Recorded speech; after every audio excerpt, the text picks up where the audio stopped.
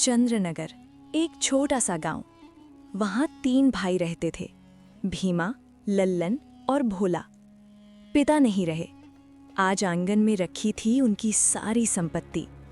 बंटवारा जमीन का नहीं, रिश्तों का होने वाला था। अरे मेरे प्यारे भाइयों, सुनो ना, आज पिताजी की संपत्ति का बंटवारा करना है। मैं सबसे बड़ा हूँ, सबसे समझदार भी, इसलिए मैं ही सब कुछ बांटूंगा। कोई ऐतराज नहीं ना? बोलो लल्लन, बोलो भोला, सबको मंजूर है या कोई दिक्कत है? भैया जी, आप तो हमारे बड़े हो, मैं तो मंझला भाई हूँ। आप जो भी फैसला करेंगे वो मेरे लिए स्वर्ग का फैसला होगा। मुझे 1% भी शिकायत नहीं। आप कहो बस। हाँ भैया, आप दोनों मेरे बड़े भाई हो। पिताजी के बाद तो आप ही मेरे माता पिता जैसे हो। मैं सबसे छोटा हूँ, सबसे कम समझदार। आप जो कहोगे वही सही, मैं चुपचाप मान लूंगा, कोई सवाल नहीं। बहुत अच्छा, तारीफ के काबिल हो तुम दोनों। तो चलो सबसे पहले खेतों से शुरू करते हैं।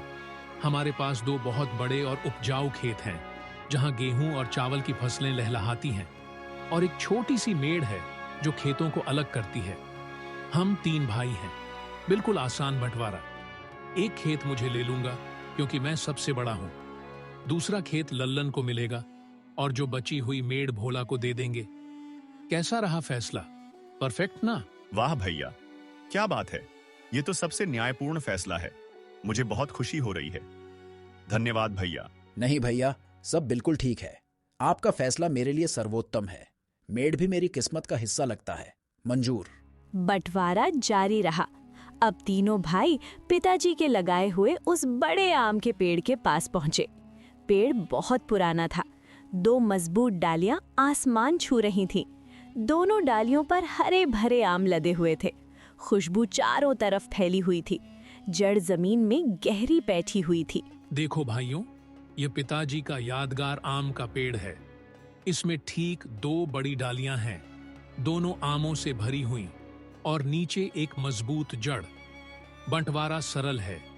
एक डाली मुझे ले लूंगा, दूसरी डाली लल्लन को दूंगा। जड़ भोला की हो जाएगी। अब बोलो, सब मंजूर? भैया, आप तो जीनियस हो। यह फैसला सुनकर मन प्रसन्न हो गया। डाली तो मेरी होगी, आम खाकर मजा आएगा। धन्यवाद। हाँ भैया, आप सही कह रहे हो। मैं छोटा हूँ, जड़ ही मेरे लिए काफी है। सब मंजूर। फिर सब घर लौट आए। अब घर का नंबर। घर में 4 कमरे हैं। 2 कमरे मुझे मिलेंगे, एक मेरे लिए, एक मेरी पत्नी के लिए।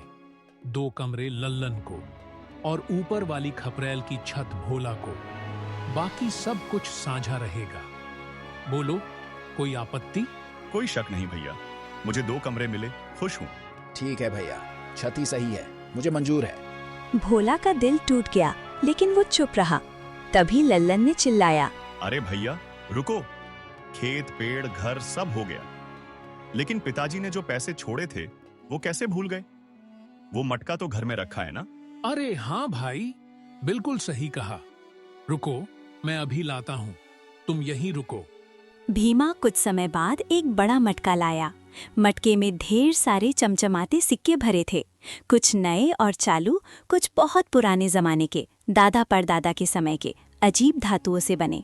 भैया, अब बताओ इनका बंटवारा कैसे होगा? कितने सिक्के हैं कुल? सब सुनो ध्यान से। 2 तरह के सिक्के हैं।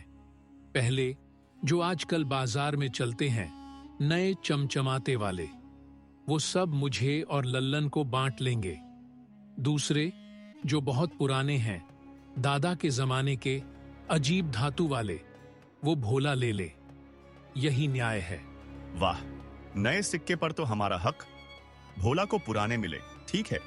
भोला को सिर्फ कुछ पुराने सिक्के मिले। भोला, ये ले, बस यही पुराने सिक्के तेरे। तेरी तकदीर में यही लिखा था, अब खुश हो जा। भैया, अगर यही मेरी किस्मत है तो मैं इन्हें स्वीकार करता हूँ। धन्यवाद। भोला सिक्के लिए घर के अंदर जा ही रहा था कि अरे भोला, रुक जा तू, क्या पागल हो गया है? बंटवारा पूरा हो चुका। अब तू इस घर के अंदर नहीं घुस सकता। तेरा हिस्सा ऊपर वाली खपरेल की छत है। जा, वहीं चढ़कर रह। बारिश हो तो भीग जाना। भैया जी, ऐसी कठोर बातें मत कहो। मेरी शादी तो अभी हुई है। पद्मा कहाँ सोएगी? बाहर तालाब किनारे क्या करूं? दया करो ना। हाँ हाँ हाँ, भोला भाई, तुझे पहले सोचना चाहिए था जब बंटवारा हो रहा था। अब क्या करेगा? पछताए सोचें क्या करें जब चिड़िया खेत चुग गई। निकल ले बाहर। दोनों भाइयों ने भोला को घर से बाहर निकाल दिया। भोला पद्मा रोते हुए गांव के तालाब किनारे पहुँचे। वहाँ पत्तों और लकड़ियों से एक छोटी सी कुटिया थी। रातें वहीं काटने लगे। हे राम राम। भोला, हमारे साथ ये क्या विपत्ति आ गई? न घर रहा न जमीन, 2 वक्त की रोटी का जुगाड़ भी नहीं। अब क्या होगा? भूखे मर जाएंगे। पद्मा रानी, तू रो मत। भगवान सब देख रहे हैं। मैंने तो बड़े भाइयों को भगवान माना था, उनसे सवाल कैसे करता? अरे वाह, तेरी मति भ्रष्ट हो गई थी जो मेरे साथ शादी की। बड़े भाई चिल्लाकर कितनी इज्जत दी। देख नतीजा, खेत के नाम पर मेड़, पेड़ के नाम पर जड़, घर के नाम पर छत और पैसे के नाम पर 4 बेकार पुराने सिक्के। अब बोल, आगे क्या प्लान है? क्या खाएंगे? कैसे झेंगे? कुछ तो बोल। पद्मा, तू शांत हो जा, ताने मत मार। एक काम करता हूँ, इन 4 सिक्कों को लेकर मुखिया जी के पास जाता हूँ, शायद नए पैसे बदल दे। तू इंतजार कर। भोला बड़ी उम्मीद से मुखिया के दरवाजे पर पहुंचा। मुखिया एक अमीर किसान थे, गांव के सरदार। अरे भोला बेटा, तू यहाँ? क्या मुश्किल है? बोल, क्या लाया है? मुखिया जी, बस ये देखिए, मेरे पास सिर्फ यही पुराने सिक्के हैं, बंटवारे में मिले। कृपा करके इन्हें बदलकर कुछ नए सिक्के दे दो। अरे भोला, ये तो बिल्कुल बेकार हैं, पुराने जमाने के, अब कोई नहीं चलाता। बाजार में कौन बदलेगा इन्हें? सच कहूँ तू बहुत भोला है यार। मैंने पूरा बंटवारा सुन लिया। तेरे भाई तो लुटेरे निकले, सब ले लिया, तुझे बर्बाद कर दिया, घर से भी भगाया। ऐसा भाई दुश्मन को भी ना मिले। मेरा दिल पिघल गया तेरे दुख देखकर। मुखिया जी, अब मैं क्या करूं? बर्बाद हो गया, मर जाऊं? नहीं बेटा, मरने की बात मत कर। सुन, एक काम कर, कल सुबह से तू और तेरी पद्मा मेरे खेतों पर मजदूरी करने आ जाना। मैं दूसरे मजदूरों से 2 गुनी मजदूरी दूंगा। कम से कम 2 वक्त की रोटी तो मिलेगी। और ये सिक्के अपने पास रख। बहुत बहुत धन्यवाद मुखिया जी, हम कल आ जाएंगे। भोला उदास मन से कुटिया की ओर चला।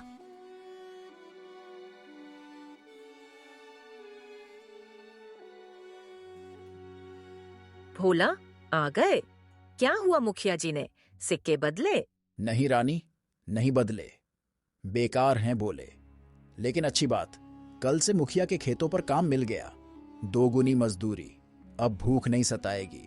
हाय रे किस्मत, भाइयों ने बर्बाद किया, अब मजदूरी। ठीक है, चलेंगे। दिन बीतने लगे। भोला और पद्मा सुबह से शाम तक खेतों में मेहनत करने लगे। फसलें लहलहाने लगी। एक दिन दोपहर को, पद्मा, देखना, सुबह से दोपहर हो गई, पसीना छूट गया, खाने का समय हो गया। आज खाने में क्या बनाया? बस रूखी रोटी, थोड़ा सा चावल और सब्जी। घर में जो था सब लाई हूँ, खेत के किनारे बैठकर खा लो, थकान मिटेगी। दोनों खाने लगे। पद्मा अचानक रुक गई। भोला, सुनो, हम दिन रात मेहनत करते हैं, कमर टूट जाती है, लेकिन सोचो, हमारा कोई बच्चा होता तो कितना अच्छा, बुढ़ापे में सहारा होता। क्यों भगवान संतान नहीं दे रहे? हाँ पद्मा, मैं भी रोज सोचता हूँ, लेकिन ये सब ऊपर वाले के हाथ में है। हमारी क्या मजाल, बेघर होकर मजदूरी कर रहे हैं, न जमीन न संतान, भगवान पर भरोसा उठ रहा। हाय, हमारी तो किस्मत ही काली है। शाम हो गई। दोनों कुटिया लौटे। भोला, उठो, फावड़ा उठाओ और मेरे साथ चलो, आज जरूरी काम है। अरे पद्मा, रात के 10 बजे फावड़ा क्यों? कहाँ चलना है? डर लग रहा। चुप, ज्यादा सवाल मत। वो काम करना है जो तुझे बंटवारे के समय करना चाहिए था। चल, मैं सब समझाऊंगी रास्ते में। दोनों अपने मिले हुए खेत की मेड़ पर पहुंचे। पास ही भाइयों के खेत थे। पद्मा, यही हमारा खेत की मेड़ है ना? और वो फसल वाला खेत भाइयों का। बिल्कुल बुद्धू, हमारे खेत की मेड़ है, हमारी मर्जी। इसे अभी तोड़ दो, पानी बह जाएगा, भाइयों की फसल डूबेगी। लेकिन पद्मा, इससे भाइयों का नुकसान। उनका नुकसान उनकी समस्या, हमारा मेड़ तोड़ो। वाह, तू सही कह रही, अब समझ आया। भोला ने खेत की मेड़ तोड़ दिया।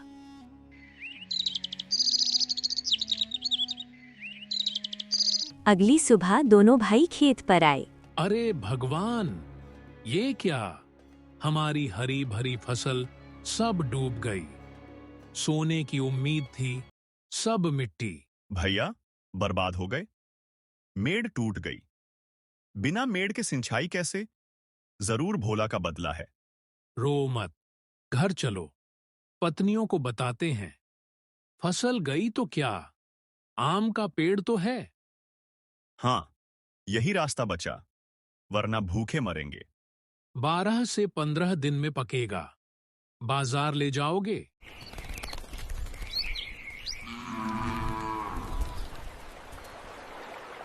उधर पद्मा ने भोला से कहा, कमाल हो गया, मेड़ तोड़ दिया। अब अगला काम, शाम को कुल्हाड़ी लेकर चलो। ठीक है, शाम को चलना। शाम को दोनों आम के पेड़ के नीचे पहुंचे। यही पेड़ है, डालियां भाइयों की, जड़ हमारी। तो जड़ हमारी, पेड़ काट दो, हमारी मर्जी। पेड़ काट दिया। भाई दौड़े आए। पकड़ो इन्हें।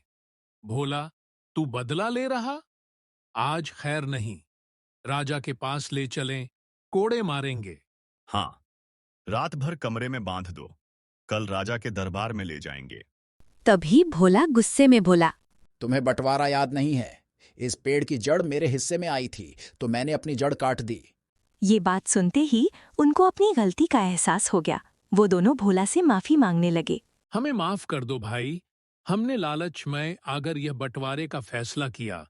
अब से हम तीनों मिलकर रहेंगे।